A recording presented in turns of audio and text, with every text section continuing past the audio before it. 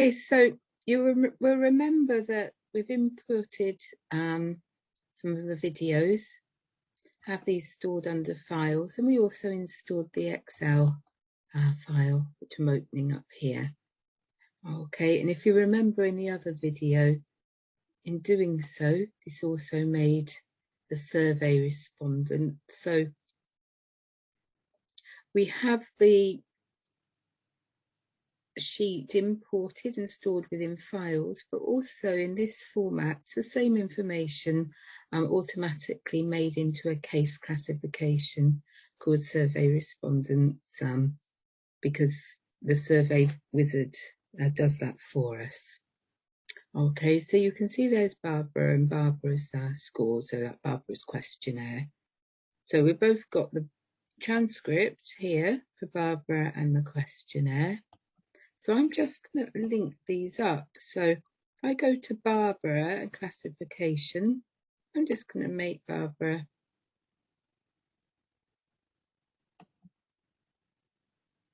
transcript linked up with Barbara in that survey respondent. So I need to do that for all of them. So Charles, classification, survey respondent,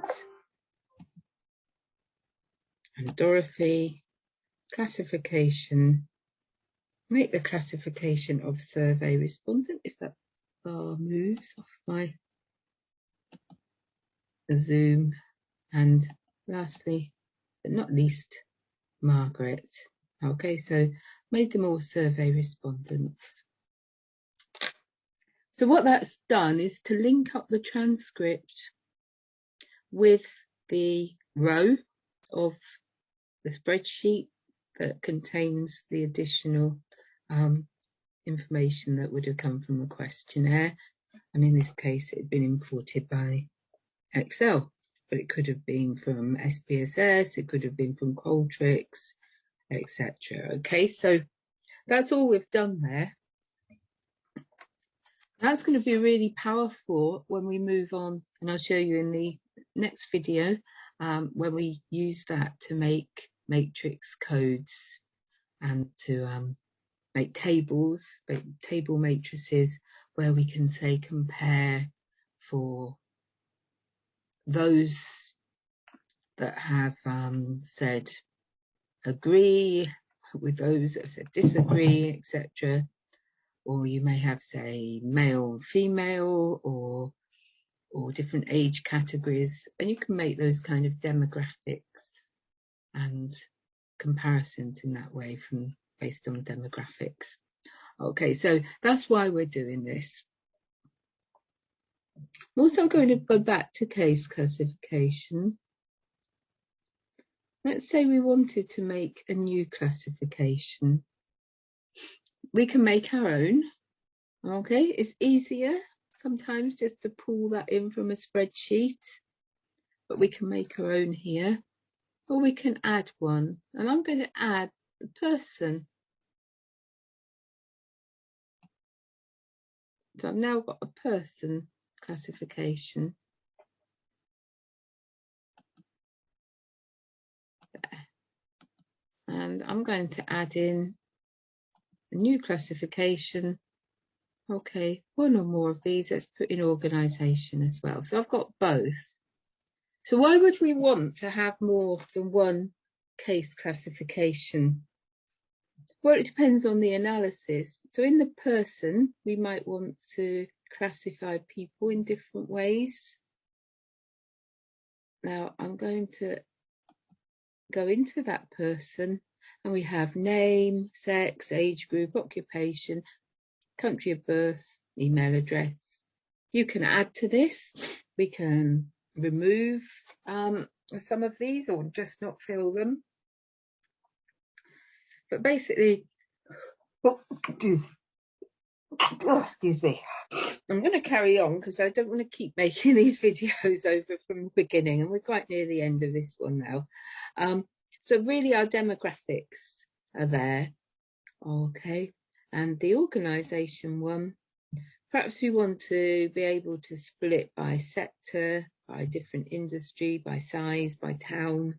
We can adjust these, and they're just there as a starting point. And alternatively, you make a new one with your very bespoke information.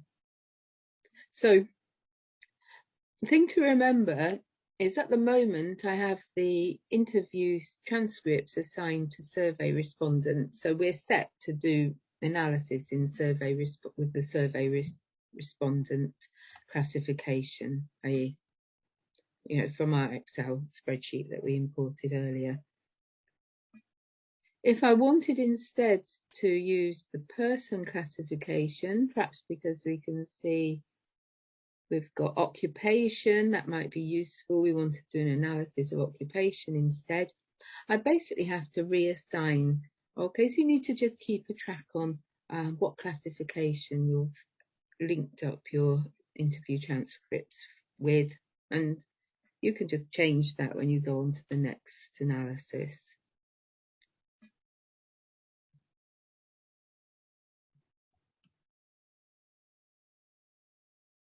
Okay, so I'm going to just go into that classification there. Thought I was down here. Yeah, with that person classification. So at the moment, we haven't got anyone in there. Okay, so I'm going to just go back to that file. Let's take Margaret, and I'm going to classify her as a person. You see Margaret's appeared up here. Now the difference, when I've imported from the Excel sheet, we've found the classification sheet has been completed for us. In this case, it's not completed, and we need to complete it ourselves. But so far, all we can see is unassigned and not applicable rather than any particular age group, and that's down to us. So I'm going to click on name. It's a value. Okay, that's okay. We don't really need to do that. Cancel that one. But sex. Okay, it's going to show us a value as well. But we've only got the choices to have the two values here, which are unassigned or assigned. So that's a little bit of a problem at the moment, and we need to do some work on that.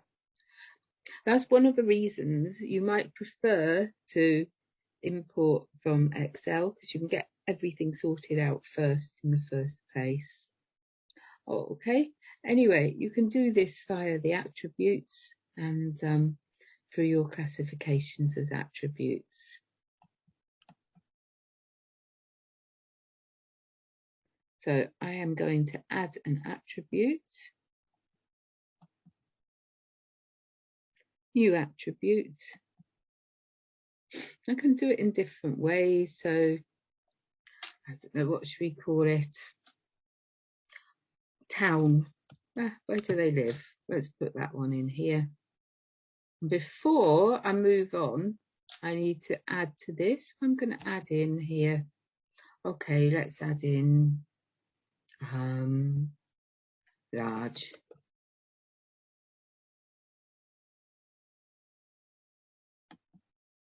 And small, medium. I don't know. You have to, whatever made sense to do so. Okay, so what we've done there is just to add to the end, got town, but this time, move my little video of me, and you can see we've got more choices. Okay, so my recommendation is that you would import from an Excel file. So I think it does make it a lot easier. Well, not easier, it's just less fiddly. You can do that in a straightforward way and using the import wizard. But that's the idea. And just lastly, before we close this video, you can see we've got the case classifications, and of course I needed to assign as cases all the people as well, and that was done through the survey wizard, or you can do it yourself. So you've got a choice there, but remember your people do need to be cases, otherwise it won't work. You won't be able to make that connection between the case classifications and the interviews. They need to know their cases as well.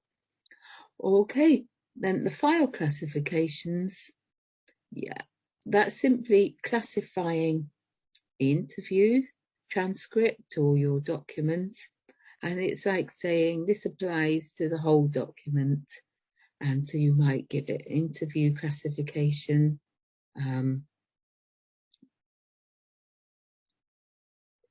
For instance, if I click on here, interview, we'd be looking at who the interviewee is, who the interviewer is, who the transcriber is, and we'd need to complete that information. Okay, and the classification as a trial, is one I made earlier, because we might want to import and apply that information to the whole file. So usually we wouldn't bother to do that, and we would just delete that classification. Okay, because we keep the case classifications for things about the transcript, like around the nature of the interview, whereas the case classifications, that's more where we keep the demographics, or we'd put in that survey information. Okay, so I'm going to just remove this.